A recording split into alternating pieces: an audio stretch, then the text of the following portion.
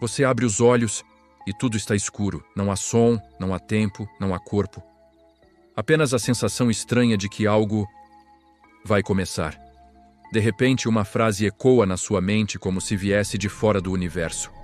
Haja luz, e num instante, tudo muda. É assim que o livro de Gênesis começa. Não com um argumento filosófico, não com provas científicas, mas com um ato de fala que cria a realidade. Agora pensa comigo.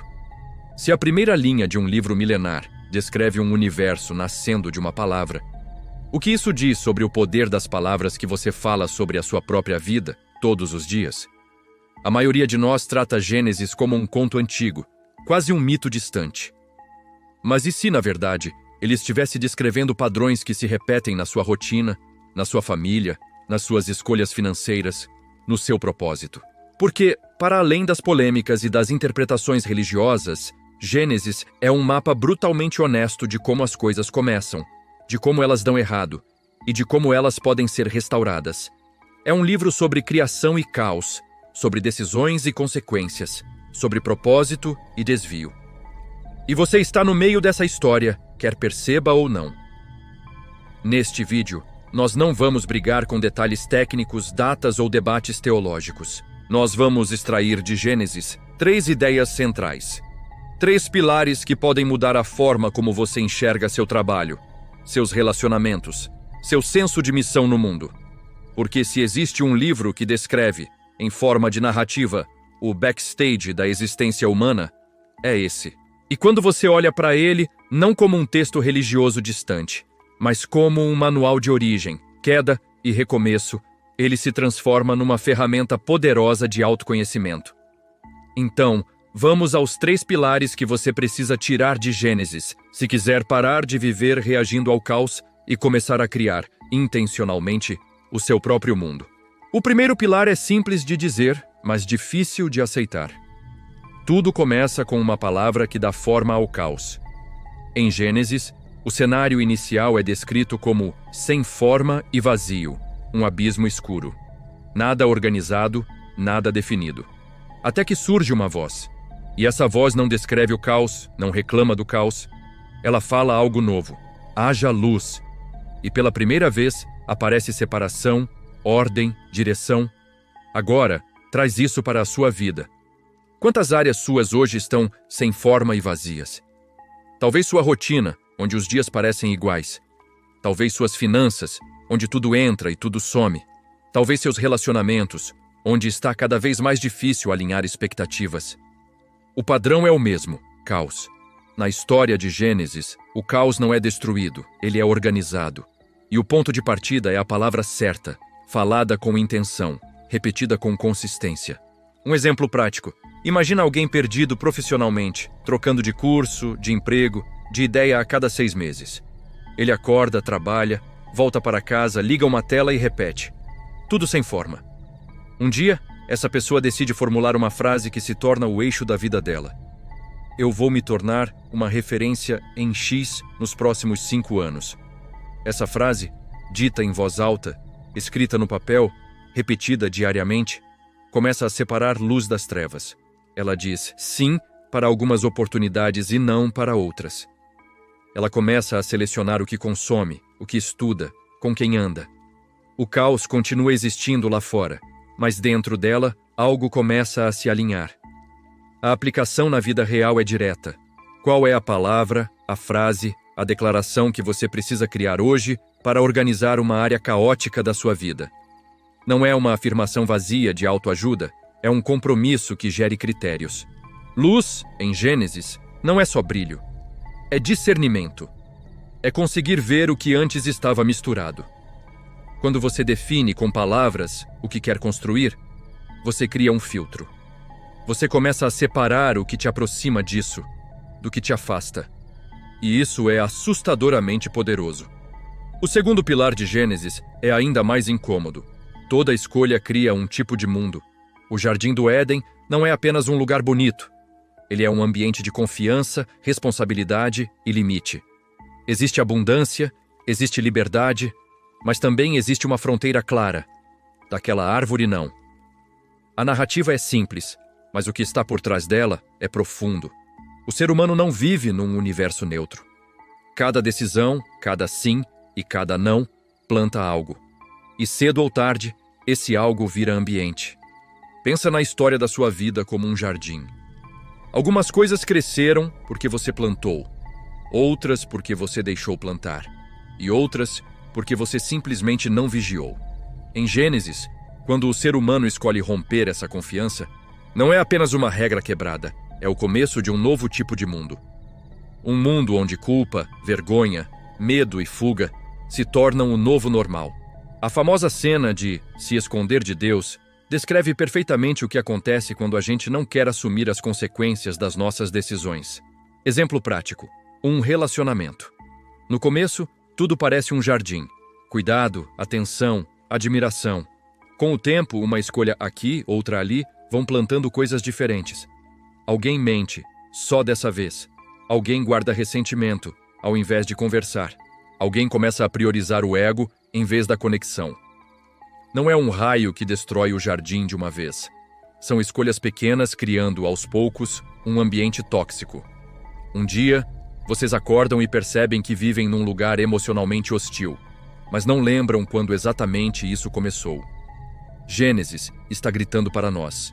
Começou quando você decidiu ignorar o limite, o não, a responsabilidade. Como aplicar isso? Primeiro, identificando qual mundo você está habitando hoje, que é fruto de decisões acumuladas. Pode ser o mundo do esgotamento profissional, porque você disse sim para tudo. Pode ser o mundo da ansiedade, porque você alimentou narrativas internas de medo todos os dias. Depois, perguntando honestamente: quais limites eu ignorei? O que eu tenho chamado de azar, quando na verdade é resultado de escolhas? E aqui entra um ponto essencial de Gênesis. O mesmo ser humano que destrói também é chamado a cultivar. Em outras palavras, se você criou um mundo ruim com suas decisões, você também pode começar a criar um mundo melhor com novas decisões. E isso nos leva ao terceiro pilar, talvez o mais surpreendente de Gênesis. Mesmo depois do fracasso, sempre existe um novo começo, mas ele vem com responsabilidade ampliada. Muita gente lê as histórias de Caim e Abel, do dilúvio, da Torre de Babel, como uma sequência de tragédias e punições. Mas se você olhar com atenção, existe um padrão de recomeço. Depois que tudo dá errado, sempre há uma pequena linha que diz algo como "e então começou", ou "e gerou", ou "e o Senhor chamou". A narrativa insiste em mostrar que a história nunca termina no ponto mais escuro. Um exemplo forte é o chamado de Abraão. Depois de uma série de fracassos humanos, a história foca em uma família. Um homem comum, vivendo a sua vida, é chamado para começar algo totalmente novo. Sai da tua terra, da tua parentela e vai para a terra que eu te mostrarei.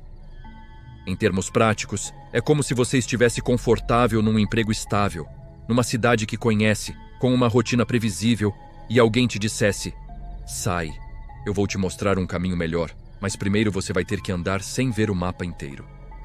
Abraão aceita.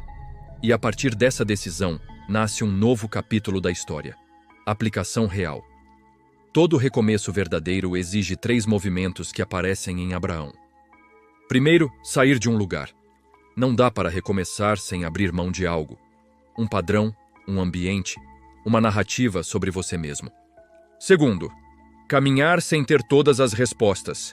Recomeços não vêm com garantia, vêm com promessa. Terceiro, pensar além de você. Gênesis é obcecado por gerações. Quase chato de tanto listar nomes. Mas isso é um recado direto. Seu recomeço não é só sobre a sua vida agora. É sobre o impacto que isso vai causar em quem vem depois de você. Agora, antes de irmos para a ideia final, a mais filosófica e talvez a mais transformadora, deixa eu te fazer um convite rápido. Se você está sentindo que essas leituras de livros, essas análises e essa forma de conectar textos antigos com a sua vida atual estão te ajudando a enxergar melhor o seu próprio caminho, aproveita e se inscreve no canal agora. Assim você não perde os próximos vídeos, onde a gente vai pegar outros livros, bíblicos e não bíblicos, e destrinchar exatamente o que eles têm a ver com seu trabalho, sua mente e seus relacionamentos. E se esse tipo de conteúdo te ajuda, Deixar o like e comentar também é uma forma de dizer: haja luz nesse tipo de conversa na internet. Voltando para Gênesis, tem um detalhe que a gente ainda não explorou. Esse livro não é só sobre como o mundo começou, mas sobre como nós contamos histórias sobre o bem e o mal, sobre culpa e restauração. A famosa frase, feitos à imagem e semelhança de Deus, é uma das declarações mais poderosas sobre identidade que já foram escritas. Ela diz que, antes de qualquer erro, antes de qualquer queda, antes de qualquer trauma, existe algo em você que carrega capacidade criativa, dignidade e responsabilidade. Ser imagem não é sobre aparência física, é sobre função. Em Gênesis, o ser humano é colocado como uma espécie de embaixador, representante, alguém que reflete e manifesta algo maior. Em linguagem moderna, dá para traduzir assim: você não está aqui só para sobreviver ou consumir. Você está aqui para criar, organizar, cuidar, desenvolver. Isso faz de você, inevitavelmente, um ser de propósito. E é por isso que viver uma vida totalmente desconectada de significado dói tanto. É como usar um instrumento musical caro para apoiar porta. Ele até funciona, mas não para aquilo que foi feito. Exemplo prático disso. Pensa na sensação de vazio depois de conquistar tudo o que queria. Passar na faculdade dos sonhos, conseguir o emprego, comprar algo grande, bater uma meta financeira e depois de alguns dias, um silêncio incômodo. Gênesis explica esse vazio de outro jeito. Quando você tenta construir uma torre para fazer um nome para si mesmo, como na história da Torre de Babel, inevitavelmente chega um ponto em que tudo desanda. Você pode até subir alto, mas a base está torta. A motivação não está alinhada com a sua real vocação de imagem, que é servir, cuidar, refletir algo além do próprio ego. Como aplicar essa ideia de identidade hoje? 3 perguntas poderosas inspiradas em Gênesis. Primeira: o que eu estou criando com a minha vida, além de consumir? Isso vale para projetos, arte, negócios, conexões humanas. Segunda: quais partes do meu mundo eu tenho negligenciado, que eu deveria estar cuidando? Pode ser um relacionamento que você deixou no piloto automático, pode ser o seu corpo, pode ser a sua espiritualidade.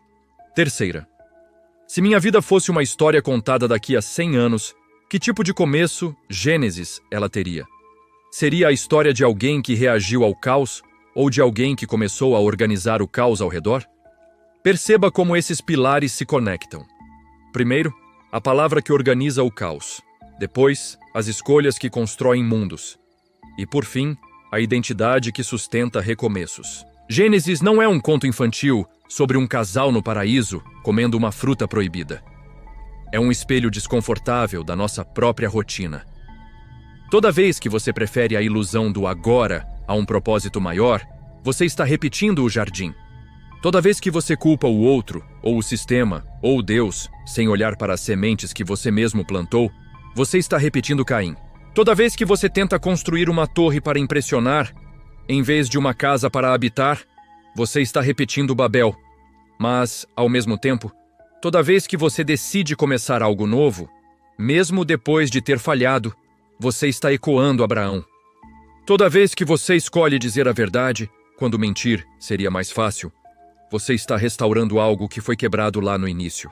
E toda vez que você usa suas palavras, não para espalhar caos, mas para criar clareza, você está se alinhando com o haja luz, que inaugura tudo. No fim das contas, o livro de Gênesis é menos sobre o passado e mais sobre um padrão repetido no presente. Todo dia é, de certa forma, um Gênesis novo. Você acorda e tem diante de si um mundo meio caótico, cheio de demandas, emoções confusas, notícias ruins. E você tem, de novo, 3 escolhas. Que palavras vai usar, que decisões vai tomar e que tipo de mundo quer construir. Então, eu quero fechar com um desafio muito prático, inspirado nesse livro antigo, mas aplicado à sua próxima semana.